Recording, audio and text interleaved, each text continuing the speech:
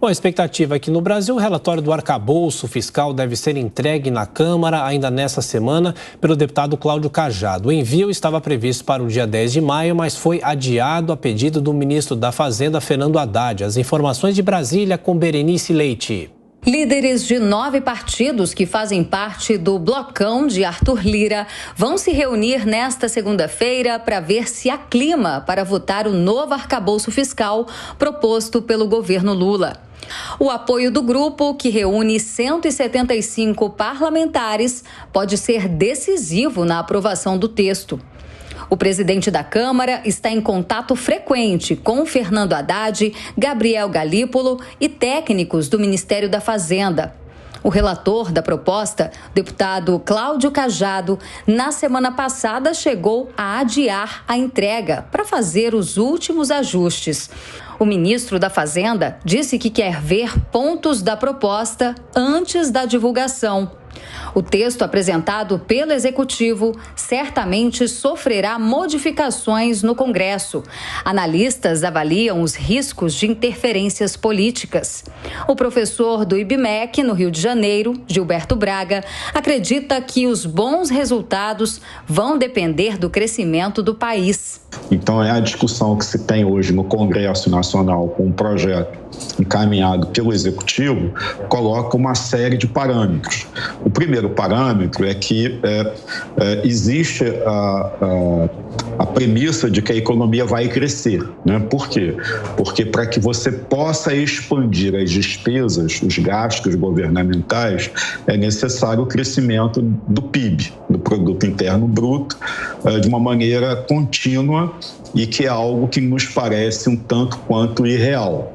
Por quê? Porque se nós olharmos historicamente a curva de crescimento do comportamento do PIB, esses surtos, né, ou esses, muitos economistas chamam de milagres econômicos com crescimentos acentuados ano a ano, continuamente, da economia, isso se dá em momentos muito específicos e espaçados da história econômica mundial e brasileira. Um dos pontos questionados pela oposição no Congresso Nacional trata sobre a responsabilização do presidente da República em caso de não cumprimento da regra fiscal. Mas o relator, Cláudio Cajado, já adiantou que é contra qualquer tipo de criminalização caso a meta fiscal não seja alcançada. De toda forma, o governo tem buscado apoio, liberando recursos para deputados e senadores. Só neste mês de maio foram pagos mais de R$1 bilhão em emendas parlamentares. Para o economista Gilberto Braga, os efeitos do arcabouço fiscal necessitam de uma reforma tributária robusta para dar mais equilíbrio. E a reforma tributária ainda continua, durante todos os governos que passaram, com uma prioridade, e nenhum deles, seja de esquerda, seja de direita, conseguiu avançar muito nessa proposta. No final, faz-se sempre que a gente chama uma meia só. Vamos mexer aqui na Previdência, vamos mexer aqui no ICMS dos combustíveis, vamos mexer aqui na unificação desse tributo para essa categoria ou para este produto, que naquele momento tinha uma importância estratégica, um peso dentro do IPCA, da inflação. Então, a questão política, ela é um peso relevante no não avanço de algumas questões econômicas e, dentre eles, principalmente a reforma tributária. Nesse momento, uma das preocupações do governo é a profusão de CPIs que Arthur Lira pretende instalar nesta semana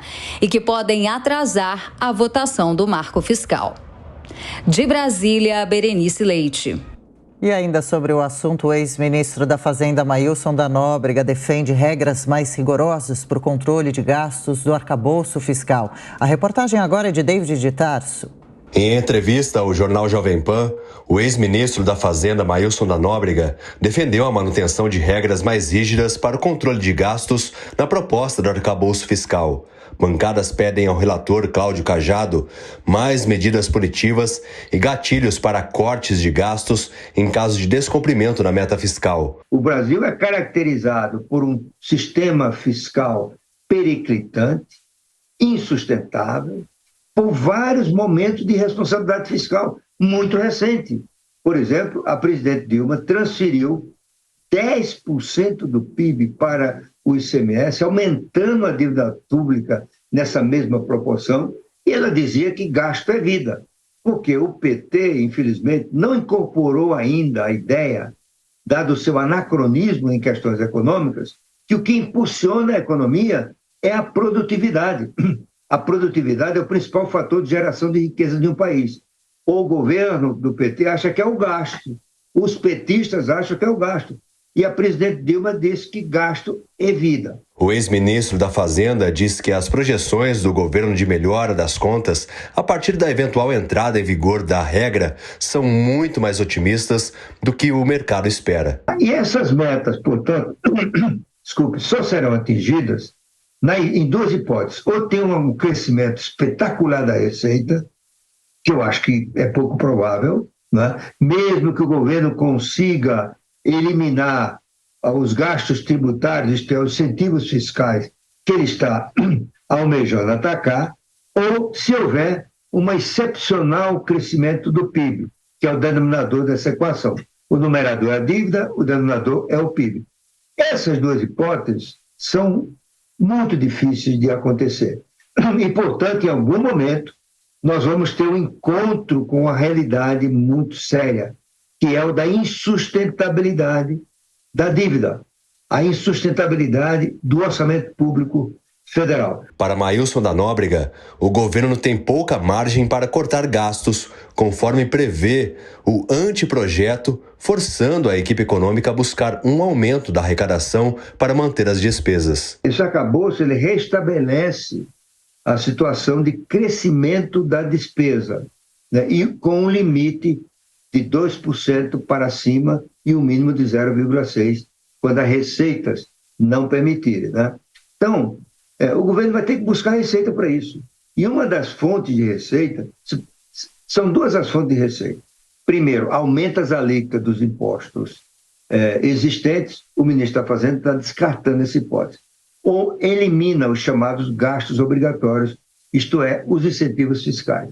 O ministro está esperando 150 bilhões de reais, né, com a eliminação desse incentivo.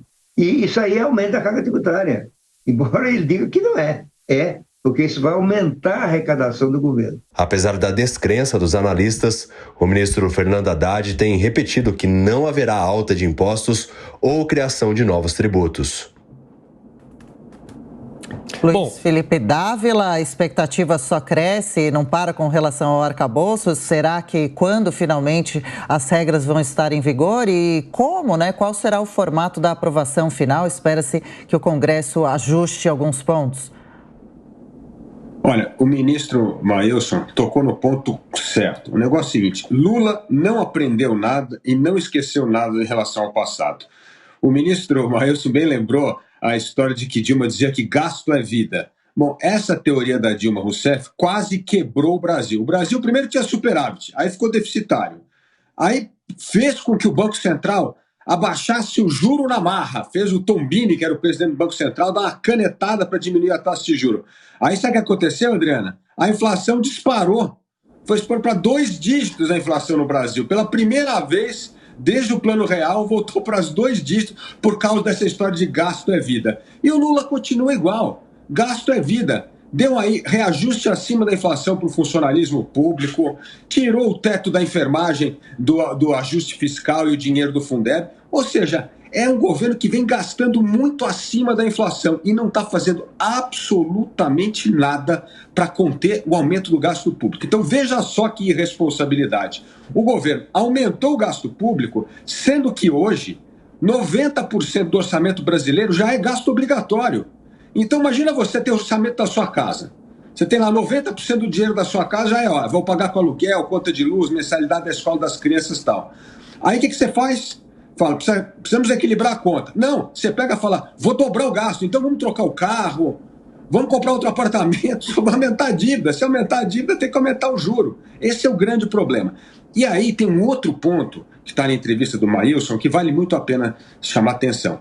O ministro Haddad acha que é uma mágica, que dá para aumentar gasto e não aumentar imposto. É óbvio que vai aumentar imposto. Inclusive, cortar subsídio é aumento de imposto. E toda vez que você aumenta imposto numa economia que cresce pouco, ou seja, que está em recessão, o que você faz? Você agrava o problema político, agrava o problema da retomada do investimento, da renda e do emprego. Ou seja, esse é um governo que governa para o corporativismo e dá as costas para a população, porque não faz absolutamente nada para a retomada da economia, da renda, do emprego e para restabelecer a confiança dos investidores no país. Ô Capês, em meio a toda essa discussão, é esperar que o Congresso melhore o texto do arcabouço. O relator, inclusive, fala na colocação de limites, de travas, né, em alguns setores. Mas será que o Congresso aprova dessa maneira? Porque o Congresso também tem fama de ampliar gastos, né? Bom, Tiago, em primeiro lugar, vamos destacar a ironia e a contradição do governo que vai ter que começar pagando R$1 bilhão de emendas parlamentares para aprovar um projeto que pretende conter gasto público. Ou seja, ele já estourou o teto de gastos em 170 bilhões de reais, está pagando as emendas parlamentares, vai liberar 9 bilhões em curto prazo para os parlamentares e assim ele consegue aprovar um projeto que reduz gastos. Olha, é uma contradição, isso é uma ironia. Em segundo lugar, você aprovar o projeto do arcabouço fiscal sem consequências, a gente chama isso no direito de norma exortativa, ou seja, cria obrigação e não tem pena, não tem responsabilidade. A impressão que se tem é que a regra do arcabouço fiscal é apenas para dar uma satisfação à população, mas manter o regime de gastos e de descontrole fiscal. Isso tudo é muito perigoso. Dizer que não vai aumentar impostos, como? Se você vai aumentar os gastos, se você pretende continuar gastando e não quer aumentar impostos, vai imprimir papel para elevar a inflação? E, por último, a boa colocação do Maílson da Nóbrega, o PT está naquela linha do economista Keynes, a linha keynesiana, que levou, por exemplo, os Estados Unidos à retomada do crescimento com o New Deal, com as grandes obras, os grandes investimentos públicos. Ora, para isso é necessário ter grandes reservas. Não é o caso do Brasil. Nós precisamos, nesse momento, controlar os gastos públicos para criar condições para o investimento privado e criar condições de segurança jurídica e estabilidade política para atrair investimentos externos para o Brasil. De outra forma, crescer com gasto público é gerar inflação e gerar decréscimo e não crescimento.